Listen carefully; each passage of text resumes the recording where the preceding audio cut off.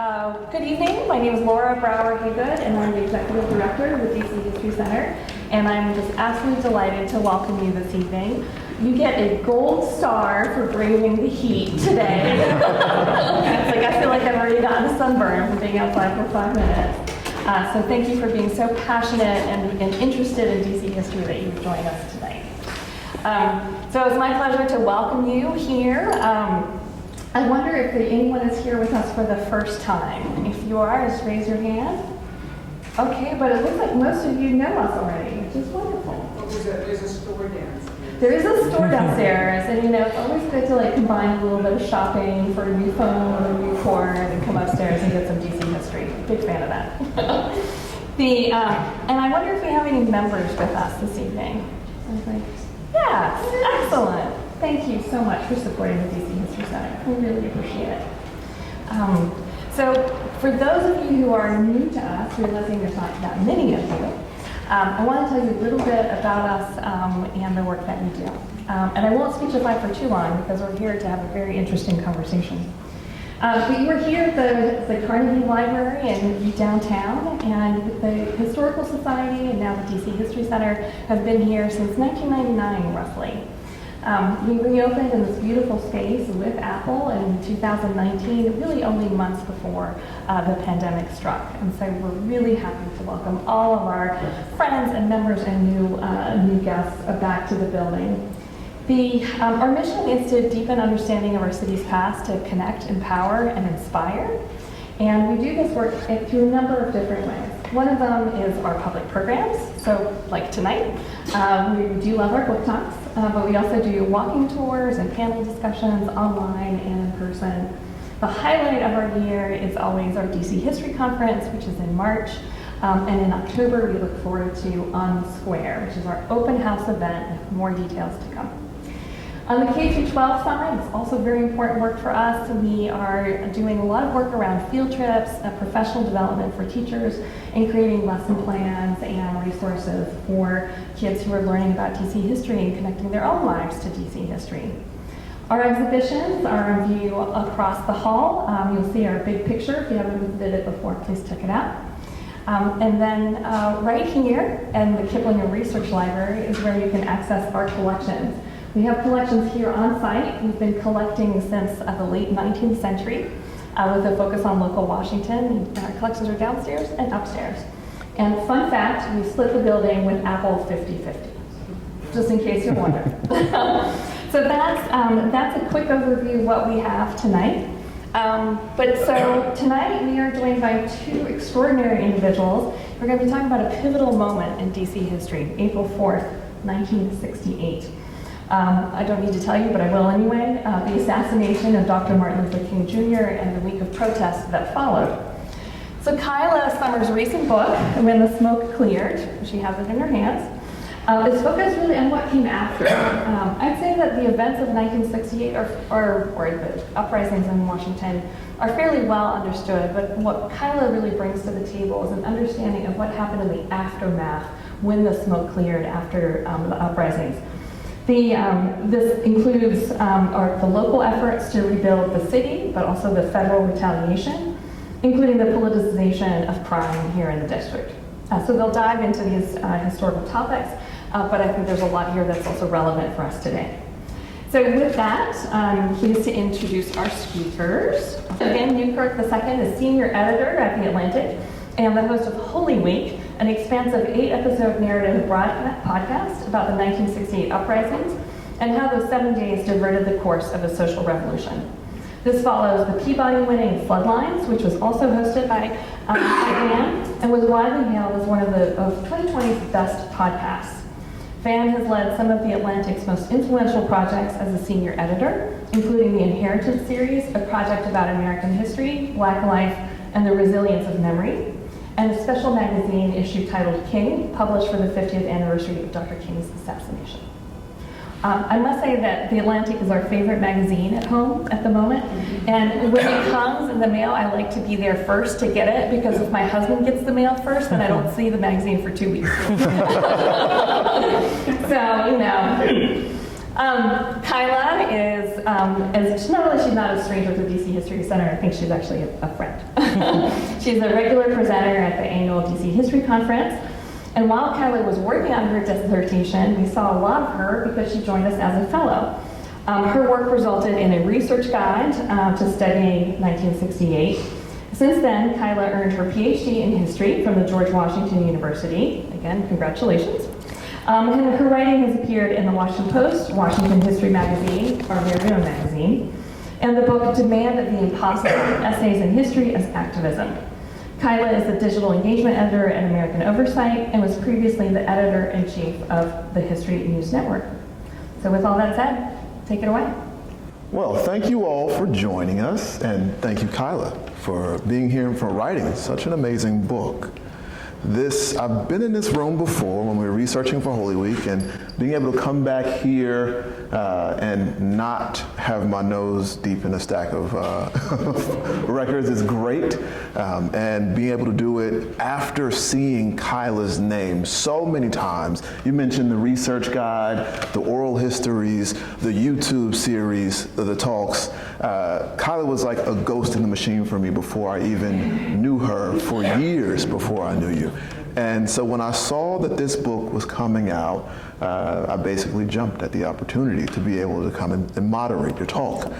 The book is, as you just said, it's not just about April 4th, 1968. It's a deep history of community movement, of people in the city, and of community efforts to shape the destiny of DC.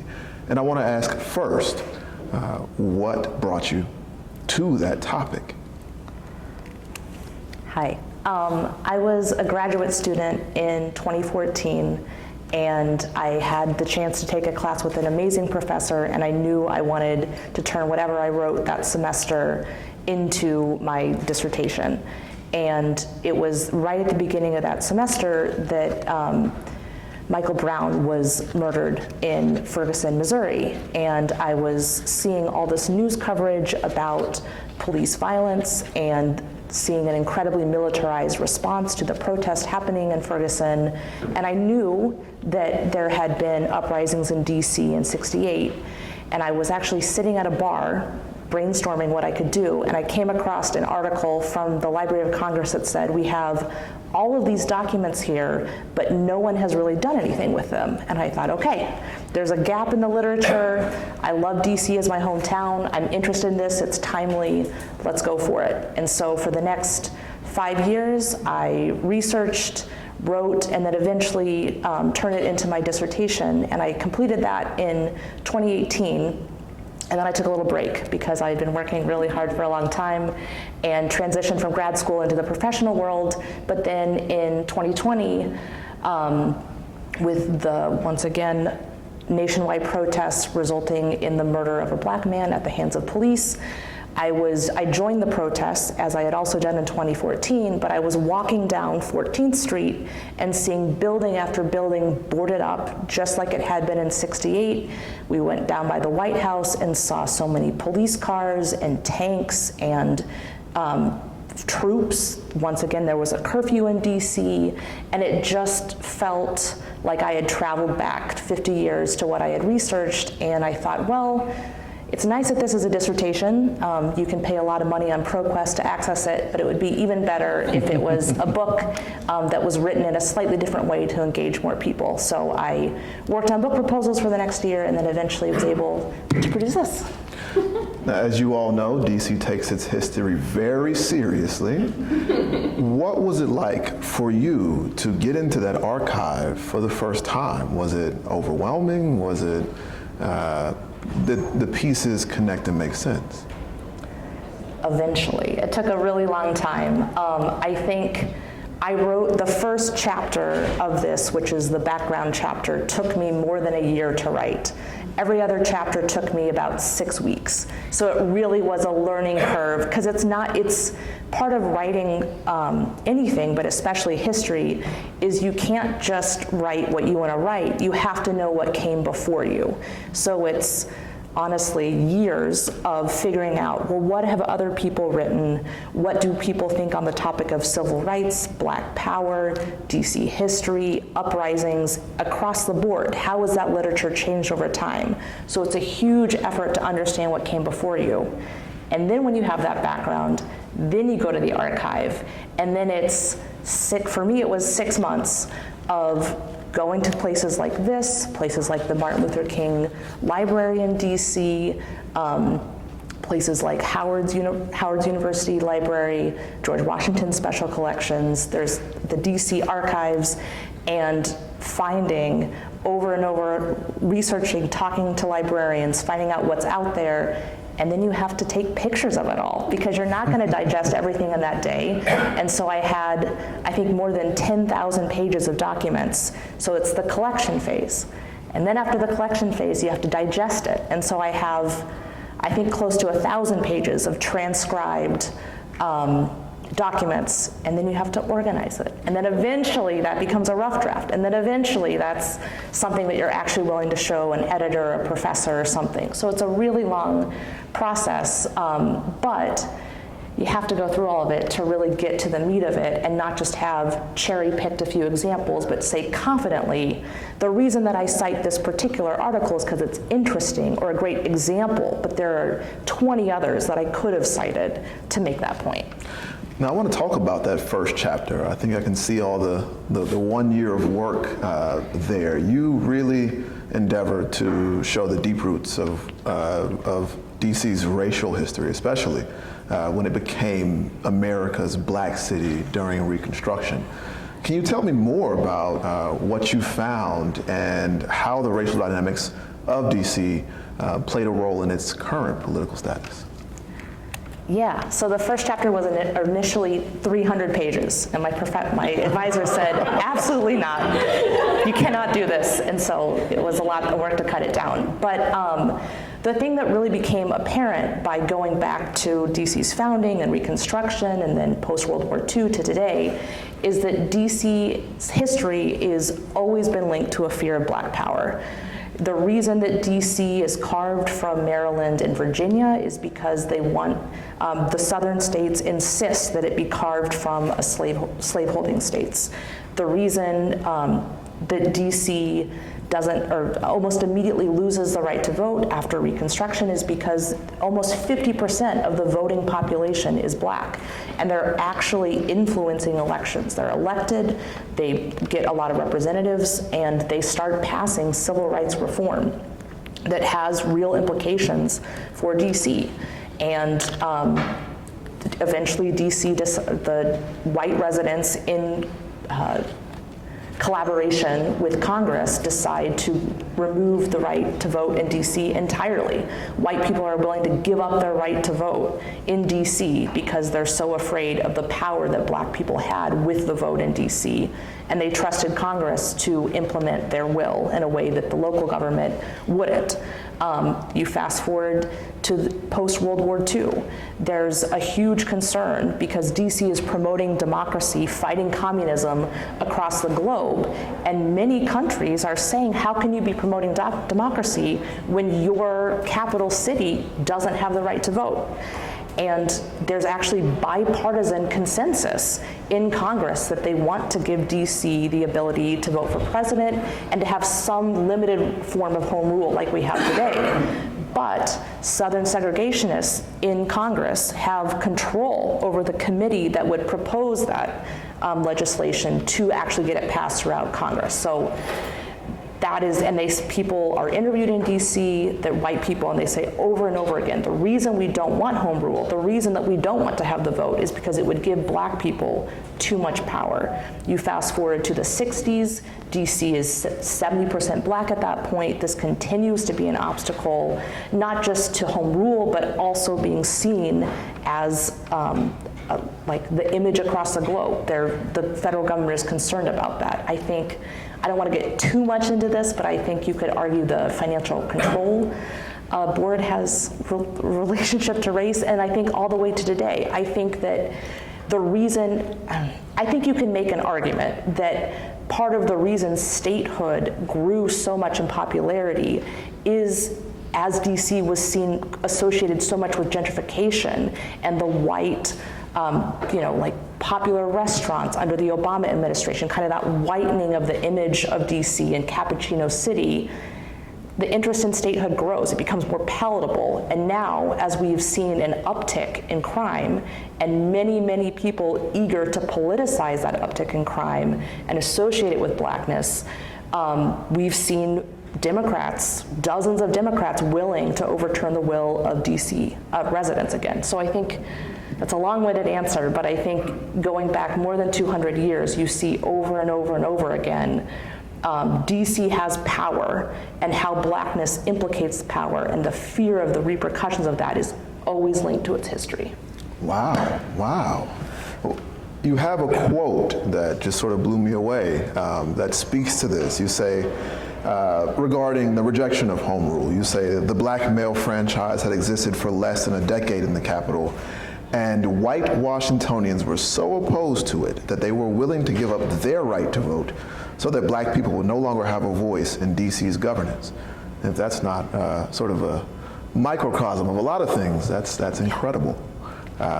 You did speak just now sort of about how people are using DC as a kind of scapegoat avatar for this specter of black criminality. Is something we see with lots of predominantly or plurality black cities in the States.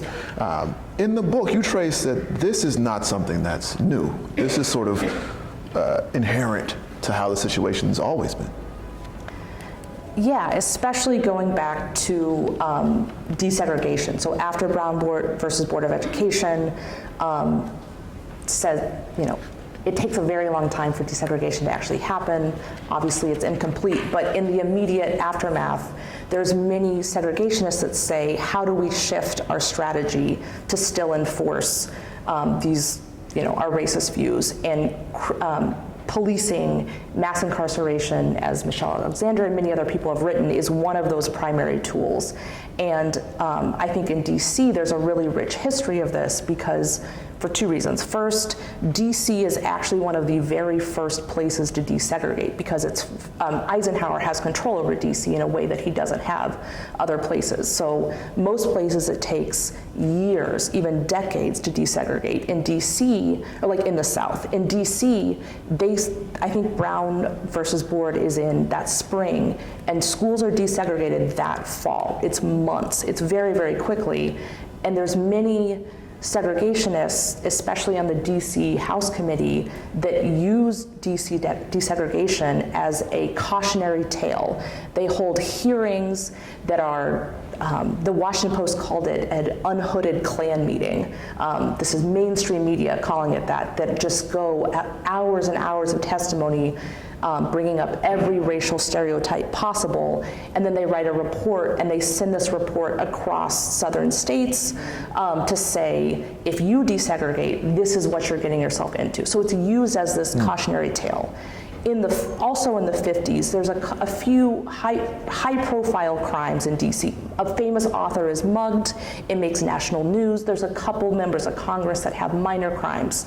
Crime rates in DC at the time were actually quite low, especially compared to other cities, but it is so easily politicized and it so fits within the agenda of we want more police, we want fewer civil liberties. This is the era of the Warren Court enforcing things, or like passing court decisions like the Miranda rights, and DC becomes the poster child of we need stronger police forces. The city is ruined by crime, people are afraid to go out at night, even as crime rates are actually quite low. So it's that ability to politicize, but it's also the unique level of federal control over DC that fuels some of this going back all the way to the 50s and before, but the 50s I think is where it really upticks after desegregation. Right, and so policing, especially in this decade before 68, that is a really big factor in the uprising, right?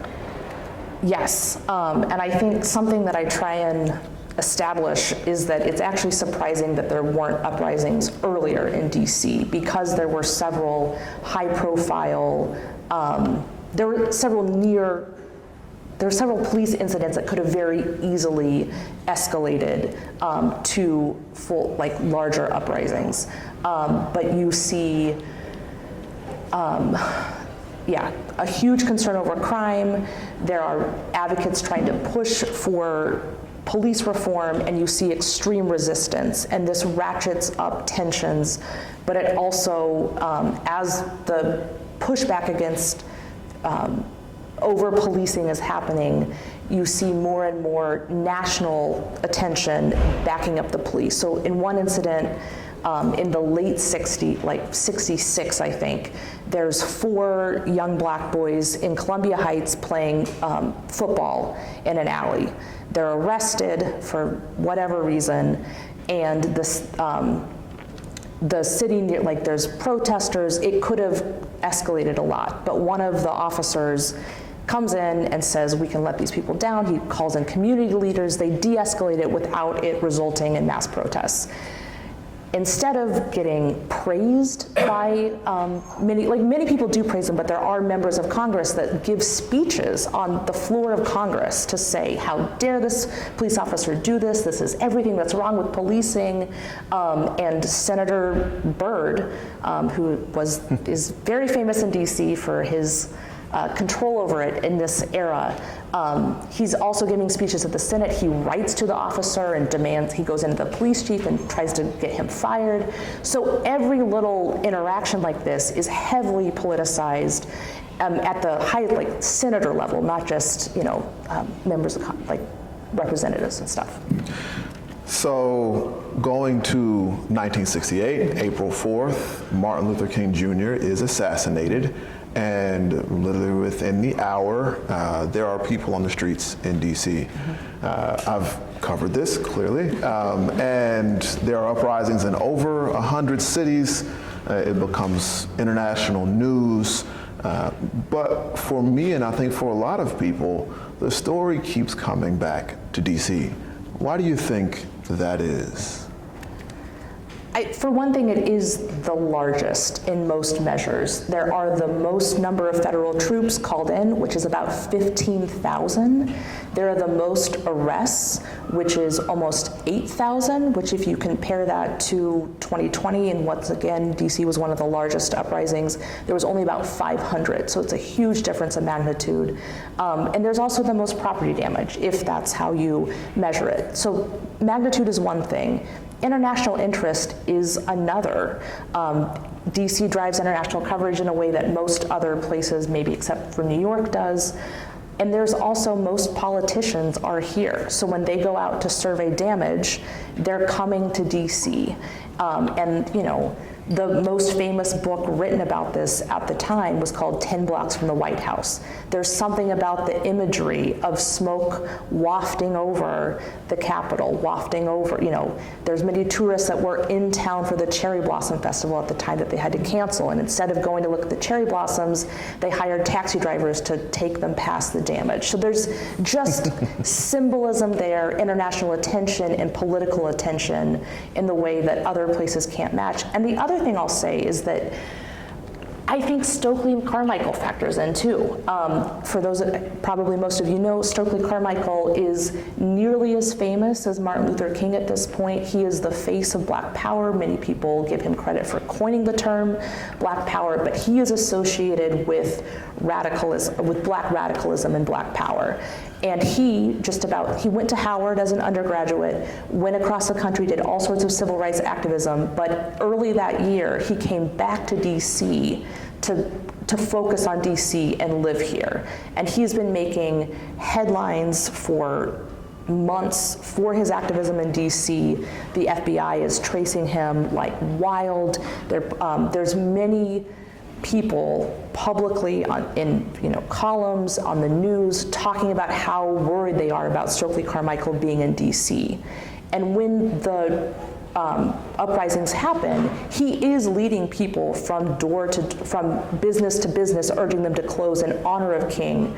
When the uprisings start, it is people breaking windows behind him. He does urge them to stop, but he is present there, and he becomes caught up in the narrative, and that level of fame and direct involvement is able to bring an even higher level. And if you're someone that wants to say, this is tied to, ne'er-do-wells, this is tied to criminality and radicalism, then there's no better narrative or poster child than that happening, and especially with all the FBI informants behind him.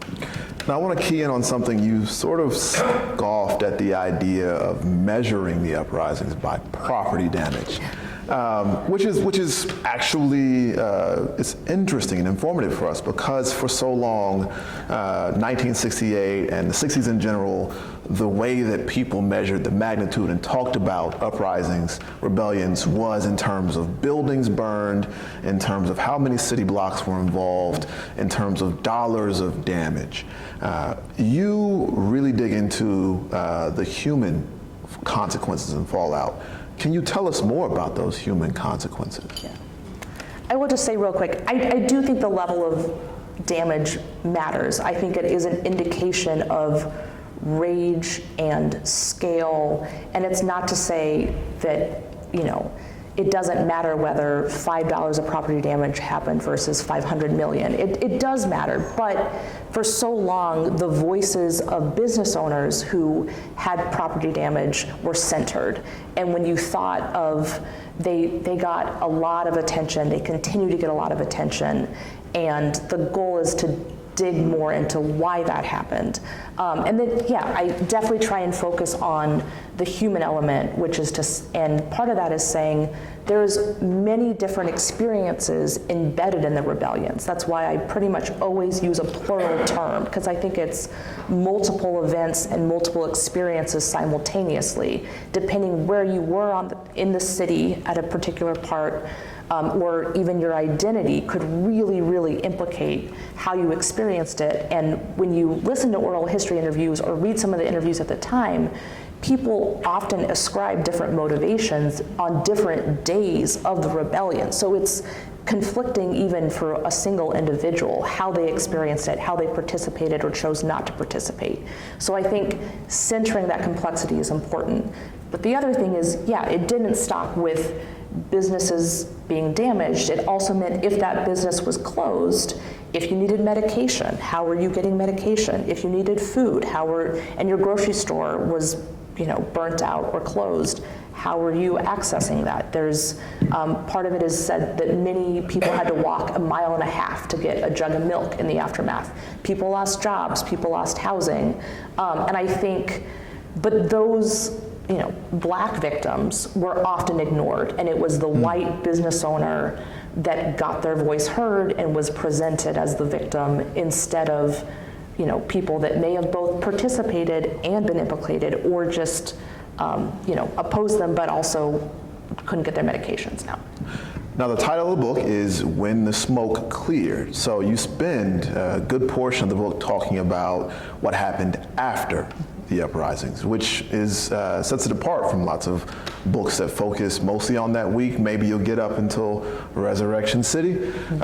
You talk about how people in the city, the community, responded.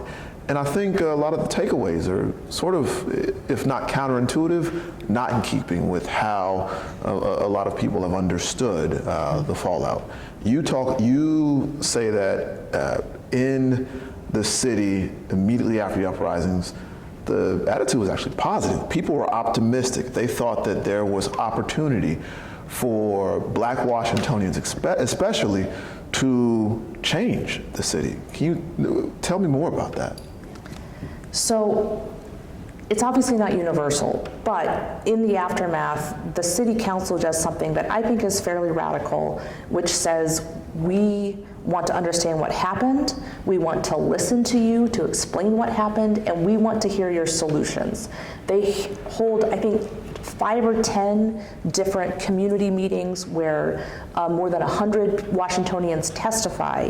It's not just that they testify, though, it's that Black radical groups organize. They get these people together, and they, for lack of a better word, coach them on how to present a solidified advocacy to say, here's what went wrong, and here's what we want as we try and rebuild. They have very specific demands, and so when people are presenting this to the city council over and over and over again, you see the through line from the testimony to the city council's report and what they're advocating for how the city should rebuild. It's a really powerful moment of organization and advocacy, and people really did think, as the city council, as the mayor is responding to this, they're taking us seriously. The Black United Front, which is a radical group that Stokely Carmichael founded, but was also an umbrella organization for Black activists in DC, wanted to be the contractor selected by the city to implement these plans. And I think this is really interesting because a lot of times we talk about like Black radicalism as something that rejected the government, rejected a lot of organizations like this, but they actually saw this as a good faith enough effort. Now they wanted to manipulate it and they were not fully trusting, but still they thought this was an opening for their agenda and they could use the majority Black population in DC and the willingness of the city council to listen to implement these plans. So you do see, when they start to rebuild Shaw, more than 50% of Shaw's residents are surveyed to ask how they want that neighborhood to be rebuilt. The primary way that they are aiming to rebuild is through community government partnerships, not private development. There's reasons that this eventually doesn't work out, but that is the initial proposal and how they start to rebuild. So there's lots of ways that the city not only listens, but incorporates what people are saying into their plans. And I think, like I said, when I was reading all of this stuff in graduate school to understand what was written about this before, I read so many books about how white suburbanites responded in the late 60s to rising crime rates and mass rebellions. And you learn all about backlash, you learn about Nixon's Law and Order, you learn all of these things, but there's very few books on how urbanites, especially Black urbanites, responded to these moments. And I think looking at DC offers a really interesting moment into how it wasn't just get out of the city, bemoan crime rates, demand more policing. It was reform the police, which I didn't talk about, but I can talk about later, rebuild in a way that centers us and give us more government that actually serves us. Well, let's talk about the police now. What were the immediate goals of, you mentioned it was a place where Black radicals, where people who were considered just a couple years before that to be public enemy number one in lots of places, became the government, not just the council, the mayor, the ANCs, the people who had been organizing the field became the government. Mm-hmm. What were their goals with policing? So in the immediate aftermath, I sounded so Midwestern there. In the immediate aftermath, there's two main things that people are working on. One is limiting the ability of police to fire firearms. And there is a fair amount of work done on this. There's there's 2 Black men that are murdered by police officers that summer. This drives more and more demand for accountability. And the city council does pass legislation that dramatically reduced when officers could fire their service guns, I don't know. But the Mayor Washington, who was appointed by Lyndon B. Johnson, was a native Washingtonian, came back to DC to be the appointed mayor. He vetoed it and said it was too unclear and was, did too much. This happens in October, or I think he vetoes it in December '68. He knows that Nixon is coming into office, and I think and he also has to rely on Richard Nixon to reappoint him to be the mayor. And so I think you already see, even in just that gap from the city council doing something to the mayor, how that new administration is starting to cut away at the things that DC is doing. The other example is community control boards. This was something that was fairly popular, and it still continues to be something that police reform advocates advocate for, which is giving the community the ability, some oversight over the police instead of just internal policing oversight. So they create boards that would actually give members of the community the ability to veto promotions of police officers and have say in police policy. This passes the city council again, but eventually Mayor Washington didn't act on it to adopt it. So even though those things don't become enacted into law, I still think it's a really interesting moment, because nationally, this is a moment of Richard Nixon wins this presidential election on law and order. He brands himself as the law and order candidate. He is going across the country bemoaning DC crime. It's not just nationwide crime. He really focuses on crime in DC. And while that's going on, DC itself is criticizing this advocacy, it's standing up to it, but it's also passing laws that go against what a lot of nationwide politicians, but also people in the suburbs want. Now, it's just impossible to read that portion of the book and not think about 2020, to not think about all the efforts to reshape or defund police departments and how so many of them, they started. There were various stages of the effort to implement these reforms or changes, and not a whole lot of them were seen through to the end. So what can we learn from the history of DC about perhaps where the future of the quote unquote racial reckoning of 2020, where we might go?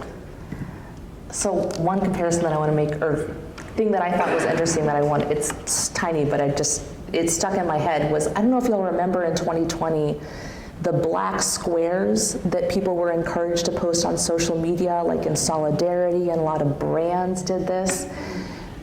When I was researching 68, I found newspaper advertisement after newspaper after advertisement of companies posting ads that said, in remembrance of King, on King's funeral day, because the FBI and a lot of businesses were terrified that that was going to be the biggest day of the uprising. And so in advance of that, all of these companies published advertisements saying, we liked King, we remember him, almost to try and avoid backlash in the same way that I would cynically say that brands were trying to in 2020 with the Black Square and social media campaigns. That's trivial though, but I think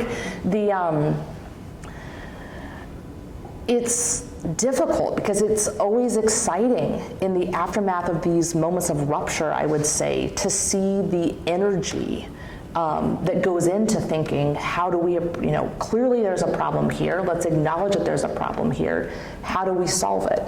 But I think what both 68 and 2020 shows us is that moment is incredibly brief, and you have to be really careful about what you choose to do in that moment. So in 68, DC has 6 months, really, where they're really pushing some great stuff, and then Nixon comes in and is able to really destroy a lot of it. And I think in 2020, we saw a brief moment where a lot of whether it's corporate organizations, nonprofits doing more, diversity, equity, and inclusion initiatives, or cities adopting police reforms. And how quickly, though, have we seen the backlash, where now we have not just, we have a huge backlash to critical race theory in schools all across the US. We're seeing a huge uptick in the number of anti-LGBTQ bills across the country. I think, yes, crime rates are rising, but I would say the attention focused on crime and the quick reversal to say, well, this shows that we need a stronger police force. This is the fault of anyone that said defund the police. We've seen the tables turn so quickly, and I think that's what happened in 68 too. So obviously it's not to say, so shame on this moment of rupture, but it is to say it's often a brief moment, and where you focus that energy really matters, because it hasn't lasted very long yet. I have 1 or 2 more questions, and I think we're going to open up the floor for questions. So while we get through these last questions, just start thinking about your questions. So one of the reasons that we decided to make Holy Week, which is a podcast about the uprisings around the country, is one of the things that sort of always vexed me about the telling of the movement of the 60s or the 70s is there is so little attention focused in lots of big treatments about the uprisings of 68, about the year 68 aside from the assassination of King. And I'm wondering if you found a more satisfactory answer than I did. Looking through the record, why do you think there is such a paucity of big finished works about this time? I think even though academic historians have been pushing back against this for a long time, the dominant understanding of the 60s is the good civil rights movement. Martin Luther King, the Civil Rights Act of 1964 and 1965, the peaceful protest, the March on Washington, this idealized good movement, and then that bad Black Power movement. And this is tied to Black Power. This is tied to the excesses of the 60s. These mass protests are blamed for the fall of liberalism. I mean, that's a dominant narrative, is the reason that we get Nixon is because people are so fed up with the excesses of the 60s, and this is specifically the Black part of the 60s. And so I think there's a hesitation. I mean, if you're trying to write a book that sells well, probably having these established heroes be the focus does really well. And it is complicated. I mean, people are burning buildings. People, like there's a lot of goods that are taken. Like this is, it's not to shame what happened, but like many people don't want to engage with a very nuanced and complicated history. And so I think, engaging with that nuance, but also just the way that it's been associated with the bad 60s has made some people hesitant. And then the other thing is it's very specific, right? I think sometimes more sweeping works are easier to think about or people want to write those more than just like, here's what happened for a few days and then the aftermath. So my last question for you, again, I first came across your name when I was looking through archives and listening to oral histories and seeing you conduct these interviews with people who were on the streets, who were living in DC, who were part of this. And I guess for me, as a fellow person who moved to the city in my young adulthood, I want to know how learning that history has it changed you? Yeah. Changed me. Has it changed you? Yeah, it was really incredible because I have always hated working from home. I'm so weird because I have a job that can be remote first, but I still go into the office for 4 days a week because I love the office. But when I was writing, I didn't have an office in grad school, so I worked from coffee shops all of the time, and I would always have a big stack of books in front of me, and people would come up to me and say, what are you working on? What are you doing? And so much of the time, they were people that had been here for 50 years and remember the events. And so much of my work was shaped by people, their immediate reaction, like, here's what I remember, here's how I think about it. And so you learn so much about the common narrative and public memory of what happened. And this was another way to just really adopt DC as my home, to care so much about its past. And when I was writing a lot, I walk most places, and so I would literally be walking along the streets where this happened to get to school every day, and it just made the city come alive and added layer after layer to know, here's what this building was 50 years ago, here's what it was 100 years ago, here's what it was 20 years ago, and it just made it come alive more and more and made me love DC more and more, and all of its complicated and rich history. Well, thank you so much for answering my questions, and now we're going to open up the floor for questions from you all. I want to set a couple of ground rules. I've done a whole lot of library question and answers. First and foremost, there will be time and space for testimonials, for your how much you love the book, preferably when we sign the books after the Q&A. What I'm hoping that we can do in this space is ask questions. Questions generally are requests for information from the speaker that end with a question mark. So, with that said, I want to pass the microphone around for questions.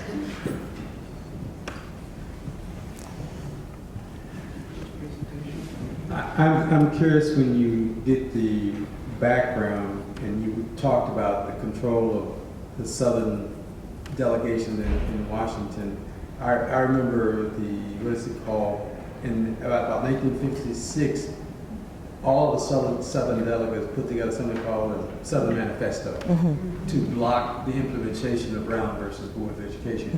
What was going on parallel in the city as they were working on trying to prevent implementation of that back home? You know, how, because, you know, it seems like at some point in time things were kind of liberal here, but it sort of regressed in DC. Did your research discover anything like that? So it's always tricky when you're talking about DC, because there's the federal level and then there's the local level, but also the local level is federally appointed. So it's, at this point, it's very intermixed, but you see at the federal level, like congressmen were holding hearings about desegregation in DC, like I mentioned, but saying they would, you know, saying literally to the level, like, here is the rates of STIs now. Like, it was incredibly racialized and horrific, but they would hold these hearings and then put together reports and send them back to southern states to say, we've seen desegregation in DC. Here's what happened. You should be terrified. And that kind of bolstered the Southern Manifesto to give people more impetus to say, we have a case study of what happened. Now, that case study was racist and deeply flawed and all of that, but that's how they use DC in some ways. On the other hand, this is when we also see politicians really politicizing any incident of crime in DC and directly tying crime in DC to why DC should not have more power or the ability to govern itself. So they say, well, if DC has this much crime, we can't trust its leaders to have any more independence. If DC had, you know, and so there's frequent statements by congressmen, frequent hearings about DC crime that are all used to further this narrative that DC is the biggest, you know, like by percentage, the biggest black population. And so when you have black government and black power, this is, and they obviously wouldn't have used the term black power yet in the 50s, but like people having control, this is what happens as a cautionary tale. The local government, though, is still entirely federally appointed at this point. So it's not until the late 60s that you even have like a federally appointed school. The first thing that you can vote for is in 68, and that's the school board. So it's all federally appointed. All right. Could you speak up, please? Yes, Paul, who was on the city council? How did they get there, and who were they beholden to in 68? Yes, so in, I think it's late 67, but I could be wrong on that. Congress and Democrats have tried many different ways to get DC some level of home rule for decades at this point. It was actually bipartisan for a long time. Both Republicans and Democrats supported giving DC the ability to govern itself, but it's never able to get out of committee. So finally, after like 20 years, maybe even more, of trying this, President Johnson comes up with a plan that goes through the Judiciary Committee instead of the DC House Committee. And that gives Johnson the power. It changes how leaders are appointed to DC. So it goes from there's three commissioners before, and then it just has one mayor commissioner who's Mayor Washington. So he's appointed, and then it creates, either a 9 or 11 person, I am blanking on the exact number, city council, and that is also appointed by the president. So that government is in place from 1968 to 1973. Finally, in 1973, we get home rule where we actually have elections. But it was, you could not vote for anything in DC, like not even president, until 1964, which is just absolutely wild to consider. But yeah, it's all presidentially appointed. And that one, but the problem with that, right, is once Nixon is empowered, Nixon is now appointing the DC mayor and commander. How long did those terms last, or when the president? I don't know for sure. That's a good question.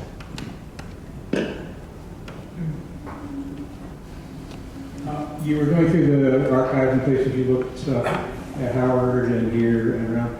Did you have any luck with the FBI? Yes. Like I said, there are many people that are involved in civil rights movement in DC at this point that are being incredibly carefully followed by the FBI. COINTELPRO is what this program is called, as probably a lot of you know. Stokely Carmichael is incredibly well followed, which means that you have a lot of records of his exact movements throughout this. Definitely in that crowd following Stokely Carmichael as he goes door to door, asking businesses to close the night of the 4th. There's a lot of people that are informants in that. But you also find, one of my favorite documents that I have in the whole book is the FBI wrote a report on the likelihood of uprisings in DC less than a month before the uprisings happened. And they actually concluded that the chances were low, but the only reason that they would happen was because Stokely Carmichael was in DC, and because Resurrection City and Martin Luther King were supposed to Martin Luther King didn't, but were supposed to come to DC that May. And so they were very much on the outside agitator model of concern. I found records saying that the FBI was trying to sabotage Martin Luther King's fundraising efforts for that. There's all sorts of FBI records. Now, I use them with a grain of salt, though, because I think some of what I had read previously only relied on police records or FBI records, and sometimes they didn't quite align with what journalists wrote about that they saw at a particular event. And so I tried to make that one factor instead of the only factor used in establishing a fact pattern. Hi, you mentioned backlash, and that we see sort of like national political trends change and backlash to civil rights progress or other progressive kind of progress. Yeah. And I'm wondering at the local level, a lot of us who are from here and have families who were here during the time of the rebellions talk about retaliation, and I'm just wondering if you found in your research any evidence that it wasn't just, because sometimes the popular narrative is that, well, of course businesses had no choice now but to leave the city center. Of course, it made sense for us not to invest in more in certain neighborhoods, which doesn't sort of ring fully true for us. And so I'm just curious from your research, you talk about the city council taking progressive measures, but I wonder in terms of developers or all the other kind of powerful forces we know that control resources and zoning or whatever it might be, is there any evidence that there was sort of like a we'll show you kind of after the rebellion? So I don't know if I saw that at like the policy implementation level in DC. Definitely at the federal level, right? DC creates this really neat program that was focused on community organization, government redevelopment, and Nixon just defunds it. And that's when it switches to private development. And actually something that I talk about is like private developers then choose to leave these lots festering and not develop them, and when they finally, and then community members stay and are what allows these places to eventually be profitable, but private developers then get the credit eventually, which is one of the frustrating legacies. But you do see like certain organizations actually shut down instead of continuing to hold meetings because they're so afraid of crime. That's vindictive. I found lots of letters from white people in the suburbs and people in white neighborhoods in DC saying, I'll never go. Like there's a mother that has her son robbed at the recently opened, what is now RFK Stadium, and she writes in to I think the Board of Trade, being like, we will never go into DC ever again. You see people canceling their like restaurant club memberships. So I found a lot of this stuff at the Board of Trade records, because that was the more conservative body in DC, where it's just person after person writing in, complaining about crime and refusing to engage with the city anymore. Definitely very racist, blaming, saying we should just let DC rot. We don't it's definitely very racialized. And so you see a lot of refusal to engage or demands to lock people up. So that's that piece about the switch in development over to private development and the lots of land, because that's a really interesting thread. I'm so curious to see. Yeah. You can't forget redlining. Yes, absolutely. We have time for one more question. My question is really brief. Where did you get the cover? Oh, sorry. Where did you get the cover photo? Who chose it? Yeah, so the man pointing is Rufus Catfish Mayfield, who was an activist in DC. This is from a protest in the months after '68, where they're demanding police reform. I really, really wanted imagery not of the destruction, but of the activism that followed. And I just thought it was, I found it at the MLK photo collection. I think it's the Washington Star collection. But there's another historian, Maria McWhirter, who did a series called DC 68 in 2018 for the 50th anniversary. And so she did a post, like a blog post every day of what happened in that period 50 years ago. And this was one of the things featured on her blog, on that blog post that she had gotten from the DC archive, or the Martin Luther King archives. And I thought it was really powerful as showing like the determination, but also kind of a hopefulness in the demands. But I didn't want to center any damage, or because that did happen, but I'm trying to go beyond that part of the narrative. It captured that. Yeah. It's beautiful. Thanks. All right. Okay. All right. Thank you so much, family. And Kyla, what a wonderful discussion. Thank you so much.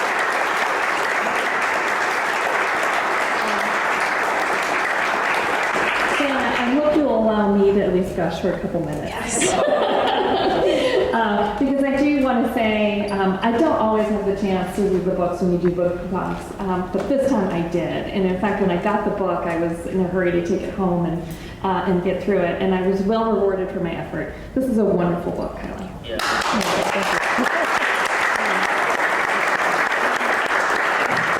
One of the things that I really appreciate about it is that it's very accessible and it's very readable and it reads like a novel. And at the DC History Center, we are always looking for books that are good introductions to DC history. And if you were to recommend one book to introduce someone to these topics, the role of the federal government in particular, I think you'd do worse than Kyla's book. So I really urge you, please get a copy and get an autograph from Kyla. So that's I really enjoyed it. Thank you. Thank you so much. So if you value the topics like these and enjoy these kinds of conversations, I warmly invite you to come back next week. We're going to be doing a documentary screening of Becoming Douglas Commonwealth with the producer Nolan Williams, who will be joining us. We will be launching our new projector, which we're very excited about. So we've stepped up our game here post-COVID. So you'll find a registration link in Memorial Hall. You can also go to our website and our calendar and go ahead and register for that. So we look forward to seeing you again, braving the heat once more. I want to thank two of our most important donors and partners, Events DC and the DC Commission on the Arts and Humanities. If it weren't for them, we wouldn't be here. So we appreciate them. Another reason we're here is Marin Orchard, who is our program manager. I hope for some of Family Marin is becoming a very familiar face. But she is joined by her colleagues, too, Sejal Swartz in the back, Mariana Barros-Titus, our new community engagement manager. We're super excited to have her. And we have Anne McDonough with us tonight as well. And I think Karen must be behind the scenes. She is. Okay, all right. Thanks to all of you. So for the next 30 minutes, let's enjoy each other's company out in Memorial Hall. Please take your affairs with you because we will be closing down in here. And you are welcome to purchase a copy of the book and get a signature. And spend a minute with us and tell us what you thought, and exchange some highlights of what you thought was most provocative about the discussion, because there's plenty of it. Last but not least, there we go. Thank you both so very much. We're so grateful to you for a really wonderful conversation.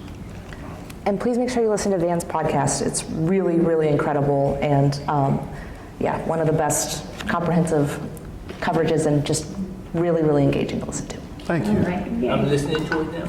Thank you.